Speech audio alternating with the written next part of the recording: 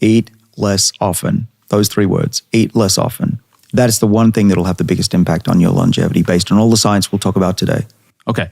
And this doesn't mean eat fewer calories necessarily. It can, and that's good. Yes. That's good. But a lot of people struggle to do that, to eat fewer calories. Well, it comes naturally. If you're down to 1 meal a day, which I am now, you shed weight and then you get your 20-year-old body back. That's a nice bonus. But then you maintain that weight. You have a larger dinner, which is what I do to make sure I'm not becoming malnourished. Clearly, we're not talking about malnutrition or starvation here. It's about packing your calories into a shorter period of time. That's because packing your meals into a shorter period almost inevitably means less calories, but that's not really what's happening here, right? It's not just about less calories. It's about what eating less often does inside of our bodies. Right, and we'll get to that. But really, it's not just about the period of eating. It's the period of not eating that's so important for boosting the body's defenses against aging to maximize longevity. And we'll talk about how that actually works in a minute. But you can still have a large body and fast and get the benefits. In my lab, we've looked at mice that are obese and tricked them into thinking that they're fasted, and they live just as long as a skinny mouse. So really, it's about getting your body into this state of defense at any weight. Though I would say that there are certain optimal body weights that it's clear that if you're carrying excess weight, you're going to accelerate your aging clock. What we don't want people to do is get the idea, though, that, oh, good, this works even if you're overweight, and so I can stay overweight, and then as long as I fast a little, it's going to be fine. That's not what you're saying also. Right. There are certain body weights, waist to height ratios that are optimal for humans is about 0.5. But yeah, losing weight is helpful. We're not fat shaming anybody, but we're going through the science. This podcast is about what the science says, not what's socially acceptable. And it is true that if you're leaner, you will live longer. That is a fact. It's not necessary to get benefits by doing what we're going to say. But also, interestingly, as a side effect of eating less often, you will lose weight. I did. I've shed about 15 pounds since the beginning of the pandemic. And I look better, I feel better. And it's a nice side effect. But ultimately, what we're going to do here is we're going to say, these are the kind of things you should consider in your lifestyle. We're going to help you get there. We're going to ease you into it. There are some tricks that make it easier. And ultimately, you're going to end up with a lifestyle and hopefully a body that allows you to live decades longer. Need motivation? Watch the top 10 with Believe Nation. Hey, it's Evan Carmichael, and I make these videos because you are probably the most ambitious person in your circle, but you know you're capable of more. And you get that push by surrounding yourself with the best. So today, let's learn from one of the best, David Sinclair, and my take on his top 10 rules of success. Enjoy. Rule number 2, get enough sleep. How come that sleep isn't a hormesis stressor like fasting or exercise? Well, it's anti-hormesis. It's necessary for long life and health. There's no question about that. You mean a lack of sleep? Why doesn't that work? Yeah. Why can't you? Because you're saying fast, it's uncomfortable. It makes you feel. It makes you live longer. We're in scary mode. We need to extend our life, or else we might not be able to reproduce before we die. So knuckle down. And the same thing goes for exercise. You're under stress. Why not just? Why isn't sleep or a lack of sleep have the same impact? That's a really, really, really, really good question. No one's ever asked me that. But the answer is that the longevity gene that we study, we think it's really important for human longevity too, is part of the circadian clock. And when you mess that up, either through lack of sleep, jet lag, or just aging, which diminishes the clock's ability to form high peaks and low peaks, then it impacts your longevity, probably because it's affecting your ability to fight disease through longevity defenses. But it seems to be a positive feedback problem, which is that if you don't get enough sleep, you screw up your aging, and then you age, and aging screws up your sleep. And by the time you're elderly, you're not sleeping well, and you're under this accelerated aging program. Interestingly, that I talk a lot about NAD, which is part of my research, controls this SIRT1 defense system. And the levels go down as you age, but they also go up and down during the day. As you're waking up, you start to make more NAD. And if you disrupt that NAD level, you disrupt your sleep. And so that's why I tell people if they're going to boost their NAD levels, do it coincident with the clock as it's rising. Hit it then, which is in the morning. Because I know from experience that if you take it late at night, you're going to bump up your body, make it think that it's the morning, and you'll have trouble sleeping. Rule number 3, exercise. And when we're talking, we've already talked about like the real key effects that come from eating less often to basically turn on this adversity mimetic effect. There's another really easy way to do this though. Right. And that's get off your butt. Just get off your butt. Yeah, it's not that hard, as we say sitting here doing this podcast. But one way I do it is I have a standing desk. So my butt actually atrophied. When we were writing this book, Lifespan, I ended up with a cramp in my piriformis muscle, which is the one that... You're what? Yeah. It's a small muscle. Where is it? Size doesn't matter. It's right in your hip. It goes through that hole in your pelvis. And it's essential for standing. And it was I always cramped up. wondered what that hole was for. Yeah. There's a muscle that goes through it? Yes. Okay. All right. And then, but it was cramped up on my left-hand side. So I was limping for about 9 months after we wrote the book. And I thought, oh, great, I'm writing about health and longevity and I've now crippled myself. I eventually got it to go away with a combination of exercise, physio, and an injection of NAD in my butt, which we'll get to in probably the next episode. But the point here is that sitting down is bad for us. You atrophy, you have less muscle, which means your hormone levels, particularly testosterone, will go down, and you become, in pain. That's not a good thing. But ultimately, if you have not a lot of muscle in your hips, particularly, you can break your bones when you fall over, when you're older. And all of that means you need to get off your butt, stand up, even better, go for a walk, even better, go for a run or cycle to get what we call a hypoxic state going. Your body needs to suck in more oxygen, and that has remarkable health benefits. And we really have to work hard at this because, you're saying this as we're sitting in these chairs, right? A couple of days after I sat down in a chair for a long time in an airplane to get here, right? We've got a nice comfy couch over there that we've been working on. Like, we actually have to actively pursue opportunities to do this, to get exercise, to promote this adversity mimetic effect, because our lives are built around comfort and sedentariness. Yes, that's true. And what I think most people don't appreciate is that exercise isn't just beneficial for your fitness and for your vitality. It actually can stop diseases in their tracks. Exercise can slow down cancer. In fact, it can prevent up to 23% of all cancers from occurring. That's true for cardiovascular disease. In fact, it has an even bigger effect on that, 30% reduction just by doing moderate exercise every week. 50 minutes is sufficient, or 3 times a week with 10 minutes. All-cause mortality, right? So all-cause mortality is basically slowing down aging. That's a 27% reduction in the rate of aging just by exercising. The thing that you just said, I love this idea of connecting the idea of all-cause mortality with aging, because as we've presented here, as you've been arguing for quite some time, most diseases which bring us toward the end of our lives are really just an accumulation of the symptoms of aging. And so if you bring down the disease rate across various diseases, which is bringing down all-cause mortality, you're really it's just another way of saying we're bringing down aging. We must be, exactly. And we can also now measure that with the biological clock, the so-called Horvath clock, named after my good friend Steve Horvath. That is now a measure of the process that leads to all of these diseases that kill us.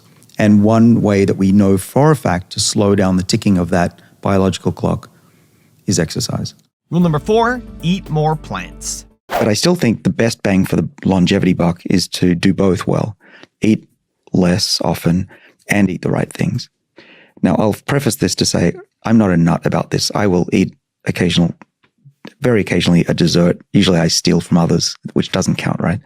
Exactly. But you got to live life, right? What's a long life if it's not enjoyable anyway? Yes. But what I also found, and this is, I'll get to your question in a second, but my microbiome right now and stomach is at a point where if I try to overeat on a steak, which I did a couple of days ago. I actually had a chicken, a fried chicken specifically. For 2 days, I felt terrible. I couldn't sleep. It wouldn't go down. So I'm now at a point where even if I want to binge on meat and fried foods, I just can't. It just feels bad. But what do I recommend? Well, what the data says, which I try to follow, is that plant-based foods will be better than meat-based foods. And I know that there are a lot of people who disagree. But one of the facts is, there's a few facts. One is that people who live a long time tend to eat those type of diets, Mediterranean, Okinawa diet. They're eating mostly plants with a little bit of meat and not a lot of red meat. And the other fact is that in animals, we know that there's a mechanism that's called mTOR, little m, capital TOR, that responds to certain amino acids that are found in more abundance in meat. And when it responds, it actually shortens lifespan. And the converse, if you starve it of those 3 amino acids, mostly in meat, then it extends lifespan. And there's a drug called rapamycin, which some people are experimenting with, that does that. So you might be able to, I'm just saying this here from all my colleagues, we don't know the results here, but you could potentially take a rapamycin-like drug and counteract the effects of meat in the long run. Don't know. We should try that, actually. We could do that in the lab. But getting to the bottom of this, what I think is going on is that just like testosterone and growth hormone, you will get temporary, maybe not temporary, immediate health benefits. You'll feel great. You'll get more muscle, energy. But the problem is, I think it's at the expense of long-term health and longevity. Also, to make sure you're actually taking action after watching this video, I've designed a special free worksheet just for this video. The worksheet will highlight all of the lessons learned in this video, as well as pull out our 3 favorite learnings and quotes that will inspire you to actually do something. The worksheet will also give you space to write down what your key takeaways are and your specific plan of action to make sure you're getting results. If you want the worksheet designed specifically for this video, absolutely for free, there's a link in the description below. Go click on it and start building the momentum in your life and your business. I'll see you there. Rule number 5, avoid sugary drinks and food. Now that we sort of set the stage for when we eat, which is really important, when we eat, we still have to acknowledge we have to eat sometimes. Somebody's gonna, sometimes you're gonna, if you intermittently fast, if you're going, 20 hours without food, you're gonna have breakfast or you're gonna have dinner. So yeah, there's gonna be something on your plate. It's really important also what's actually on your plate. And that's what this next half of this episode is about, is what we should eat when we are eating. And maybe the best way to start this really, though, is to talk about what definitely shouldn't be, or not definitely shouldn't. There should be a lot less of on that plate. Right. Well, the big killer is sugar. Yeah. Glucose, particularly fructose, is also pernicious. And if you give animals lots of glucose, and especially fructose, they will get fatty liver disease, they'll get diabetes. It's really bad. And this one is absolutely not controversial, right? Like, we're going to talk about meat later and people are going to be really up in arms. But if you say the big killer is sugar, there's not a group of people that's going to come hunt us down. Sugar is bad. It is. And why? Well, why? Well, there are 2 reasons that glucose is bad when it spikes. 3 if you include the brain fog. But let's just talk about physiology here. One is that you're going to have glucose attached to proteins that makes them glom up. Think of it like caramelized body parts. This will ultimately lower your longevity, reduce your longevity, give you type 2 diabetes and probably cardiovascular disease on top of that. So that's one, keep those glucose levels down. But also what glucose is going to be doing to you at high levels is shutting off those protective mechanisms. Remember, particularly AMPK and the sirtuins, they get switched off by sugar. So by having that up for most of the day, if you're eating 3 meals plus snacks, your defenses against disease and aging are going to be working at a minimum. So instead, keep those glucose levels low and consistent. You won't get the brain fog. You'll get fewer proteins modified that'll lead to disease. And thirdly, importantly, you'll actually stimulate your body's natural defenses against disease and aging. So sort of like the first step, sugars. Let's get rid of the sugars. Yeah, on that note, by the way, I gave up dessert at age 40, though occasionally I steal it, and it doesn't count if you steal it, right? No, I think there's a special little pocket it goes into that doesn't count against it's invisible. any of your, right. Inside Tracker doesn't pick it up. Right. Well, here's the point. you can quit something, but you don't have to be draconian about it.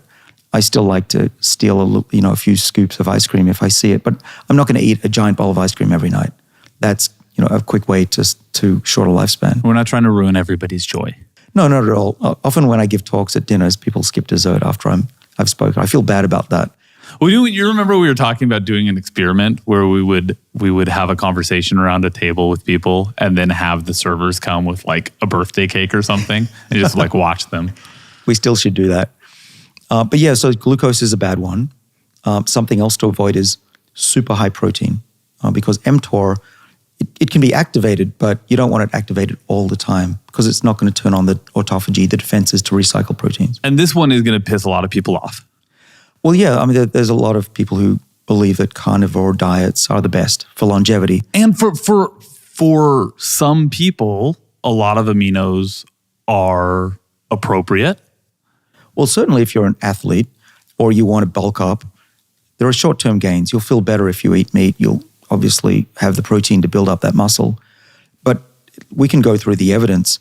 When you look at populations of what they eat and how long they live, as well as the short-term effects when you eat a high-protein, carnivorous, red meat-based diet, those changes will be good in the short run. But long-term, there's no evidence. In fact, I would say there's counter-evidence to that being beneficial for longevity if that's your goal. And that's because of the inhibition of TOR. In large part, yes. The sirtuins will also get switched off by high protein as well. So aminos are important. We have to have them. If we don't have them, we die. But you can get aminos from plants as well as from animals. Yeah, it's funny when I say I've gone vegetarian recently, which is a fact. Where are you going to get your protein? Yeah, where do you get protein from? Well, what do you think plant's made of? It's also mostly protein. Now, they're not as bioavailable, so you're getting like 2/3 the amount as you would from a steak. Your body has to work a little harder for it. Great. Yeah. I want my body to work harder. It's good for it. It burns energy, and it's also activating these defenses, as we mentioned. So I'm now trying out this a full vegetarian diet. I'm not yet vegan, but that actually probably works even better for longevity, as the science will tell. Rule number 6, improve your mental health. There are a couple of things. Mental health is very important to me as well. I've learned to reduce stress. Don't worry about the little things. Think about, will this matter in 5-10 years? I know you're very, very good at this. I listen to you as well. I'm grateful to you as well. Thank you. And the ability to cope with pressure. Yeah. I was a very nervous kid. And in my 20s and in my 30s, getting a job at Harvard was pretty scary. In my 40s and now in my 50s, I'm a relatively calm guy. And you have to work at it. It doesn't come naturally. Some breathing. I'm more recently now trying meditation at night. Oh, yeah. Just for a little bit, just for 15 minutes or so a day. But I find that I can even get by with less sleep. I have a helmet and a headset that helps me. I'm not very good at meditation because my mind is everywhere. I imagine. But it's called BrainTap, and I have no connection to them, but I like it. BrainTap has headphones. You listen to calming music, and it's shining light in your eyes at frequencies that get you to calm down. So mental health, very important, because if you're always overly stressed, a little bit of agitation's good, right? It gets us going. But if you have cortisol coursing through your veins, it will accelerate aging. Rule number 7, do cold therapy. Let's shift now to talking about cold therapy, which is another thing that a lot of people are experimenting with now, another thing that there are centers for all over the place, but that the research is still sort of catching up to the excitement. So we're sort of on the edge here of our understanding, but we do know some things about what cold does to the human body and actually what cold does to organisms across the spectrum. Yeah, in fact, when we wrote Lifespan, there was almost no data on this. But now we know actually that one of the huge benefits you get from being cold is the production of brown fat. So what is brown fat? Brown fat, or often called beige fat, is found in babies. It's typically to allow them to stay warm because they don't shiver until they're about 1 year of age. And what was discovered about 10 years ago at Harvard by Bruce Spiegelman and Ron Kahn, a couple of my colleagues, is that adults also have some brown fat. And they discovered this with PET scanning. And they found that it mostly exists on your back, in your shoulder blades. And when you get cold, it revs up. You get more of this brown fat. And this is a good thing because brown fat is extremely healthy. It revs up metabolism. It burns white fat. And we think that there are these factors, little chemicals, little proteins that get secreted out of brown fat that make the rest of the body healthy as well. One of the reasons we know that is because there's a gene that makes brown fat, makes cells turn brown from white to beige to brown, and it's called PRDM16. And mice that lack this gene, they don't have brown fat, but they also develop type 2 diabetes and cardiovascular disease as a result. Cold impacts not just humans, it impacts all organisms. We've seen this in model organisms too, these effects, right? There's the studies in worms, there's been studies in mice. You've got a couple of favorites, I know. You like talking about the mice that got this spoon together.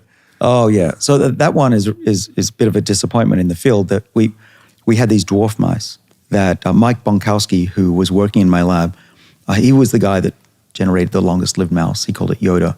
And it was very long-lived because it had a mutation in a gene for the growth hormone receptor, which means they were small and dwarfs. And these little small dwarf mice would live up to 3 times longer than a normal mouse. It was quite an amazing thing. And the field was rejoicing. Wow, we figured out how to make mammals live that much longer.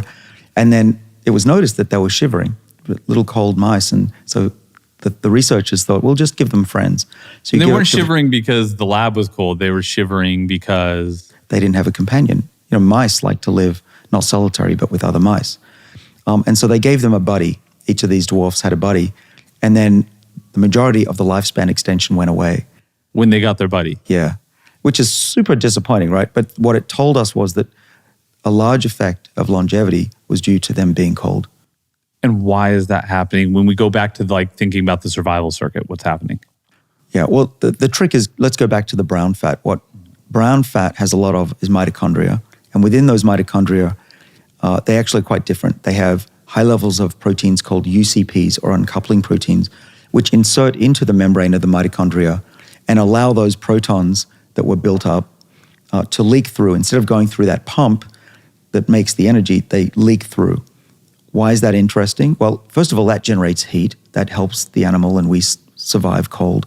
But also you get fewer free radicals produced when you uncouple mitochondria with these proteins. And consistent with that, if you make an animal, let's say it's a worm or a fly or even a mouse that has high levels of these UCP genes, they actually live longer. So uncoupling and reducing that free radical load, and you can do this with cold therapy, we think, is beneficial to health. Rule number 8, take aspirin every day. I take a baby aspirin every day. There's an overwhelming majority of positive data that aspirin is helpful, not just for cardiac issues in the future, but also prevention of certain cancers such as colon cancer. And you know, the media tends to give equal weighting to the positives and negatives of science, but when you actually read the literature, you find that it can be 99 versus 1, positive versus negative. And that's the case for aspirin in my view. So I continue to take that every day. I think in general, it's good to try and dampen inflammation in the body. And so until I see a study that I believe that it's dangerous to take, I'm going to continue taking it. Rule number 9, reset your aging clock. But suffice it to say, there are several ways that we think that we can get the human body to do this, to reset the epigenetic clock. We can do it through cellular reprogramming. It looks like it's possible to do through exosomes. And you just mentioned pills, and it does appear that it's possible that this is what metformin is contributing to, and some of the other drugs and supplements that we talked about in an earlier episode. But I mentioned metformin because a lot of people are going to say, okay, all of this stuff is great. You've told me a bunch of stuff that probably won't be accessible to me anytime soon. There is a treatment regimen that is being tested out right now that starts with metformin, but a couple of other elements as well. Let's talk about that. Yeah, this is my colleague Greg Fahey, Dr. Greg Fahey, and he's been working on anti-aging or longevity treatments for a while, and he hit upon a triple treatment. He uses growth hormone, which is known to raise blood sugar levels. We talked about that as a downside. But then he realized if he could include DHEA, a hormone that is depleted during aging, as well as metformin, he could mitigate the negative effects of growth hormone. And he gave that for 12 months to 10 healthy men that were aged 51 to 65. And lo and behold, when he looked at the biological clock of those men, they went back 2.5 years, which may not sound like a lot, but as I thought about it, if you could truly reverse your age every year by 1 year, that means you're not going to age. All right, something that confuses me about this combinatory therapy regimen that Fahey used in this small-scale trial is that it takes advantage of human growth hormone, which earlier in this episode we said probably not a long-term anti-aging benefit. So what was the idea, do you think, behind using HGH? Well, HGH had been shown previously to reconstitute the thymus. This is a little organ gland that's here in your chest that is important for the immune system. This is where your T cells, your immune cells come from. And growth hormone can stimulate the regeneration of this as it degrades over time. I'm age 50. I probably have what's called a lot of thymic degeneration and involution. It's a vestige of what it used to be. And growth hormone can stimulate that, but it comes with side effects, as we mentioned, not least of which is increase in insulin insensitivity or glucose intolerance. In other words, the cell doesn't take up the glucose from the body when you have a lot of growth hormone around. So he combined that with 2 diabetes therapies. One is metformin, which everybody knows. And Greg also showed actually in an experiment that he did on himself that DHEA, this hormone that some people take for longevity, can also control blood glucose levels. So that combination of 3 gave the best effect. But I should say that measuring the clock in the blood doesn't mean the whole body is being rejuvenated. That's just one indicator. So what I'd like to see Greg and his colleagues do is to measure aging of other tissues and measure using different clocks, not just the Horvath or epigenetic clock. We talked in an earlier episode about the proteomic clock. There are a variety of clocks. There's glycan age, which are sugars that are attached to proteins that change over time. And there's one called immunoage. You measure various changes in the immune system. Altogether, these can be used to get a better picture of whether Greg's treatment is truly reversing aging or just some aspects of it. But the really frustrating thing is, even with these clocks right now, we don't know what we don't know 5 years, 10 years, 20 years down the line. So it's a really good indicator if we can get these clocks to reset, if we can get these clocks to lower, like Greg did, at least in the short term. In the long term, do we have to wait for the long term? Well, it depends. I know that Greg's research is ongoing, and that I was with him a couple of months ago, and he told me that repeated treatments over more than a year actually reduce age based on this blood clock, even more so, and people are going back by a decade, apparently. So super interesting time. I would say the jury's still out whether this is truly reversing aging or just some aspects of blood aging. But it's a very interesting time that we live in where people are ostensibly going back in time.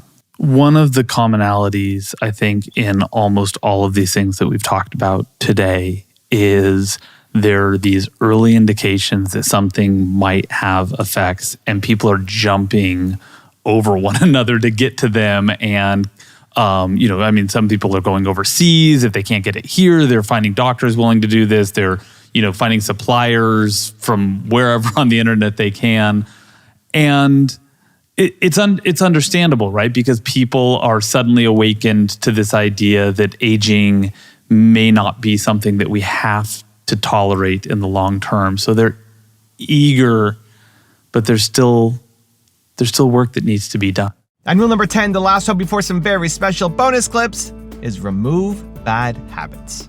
You mentioned earlier sun damage. Staying out of the sun is really important. Smoking is really bad for your skin.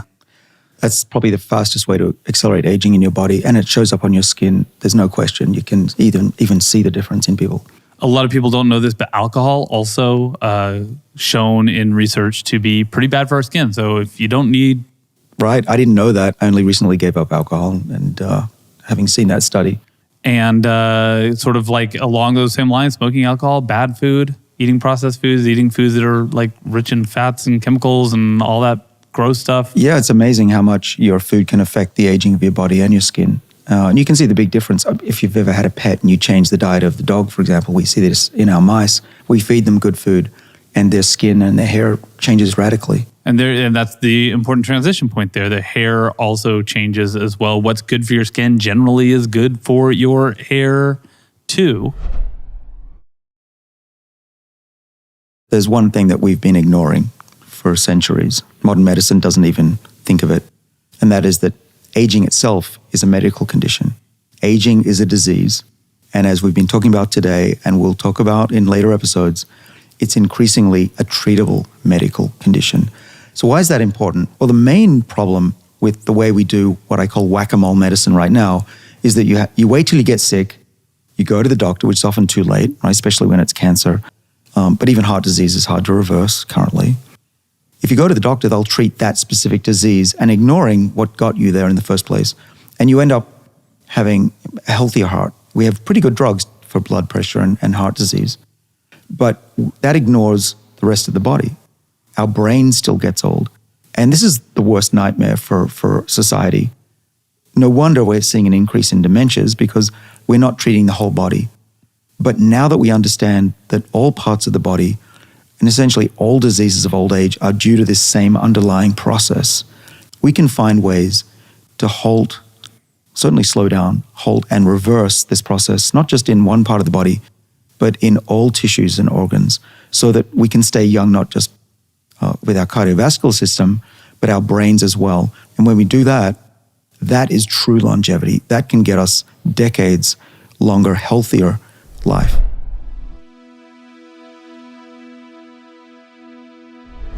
Because you made it this far in a video, I want to celebrate you. Most people start and don't finish. Most people never actually follow through. Most people say they want something, but they don't ever do the work to actually get it. But you are different. You are special. Believe Nation, you made it here all the way to the end, and I love you. So as a special celebration, if you put a hashtag Believe down in the comments below on this video, I will showcase you and celebrate you somewhere on the screen in a future video because you are awesome. To see the top 10 we did on Dr. Jason Fung, see the video right there next to me. I think you'll love it.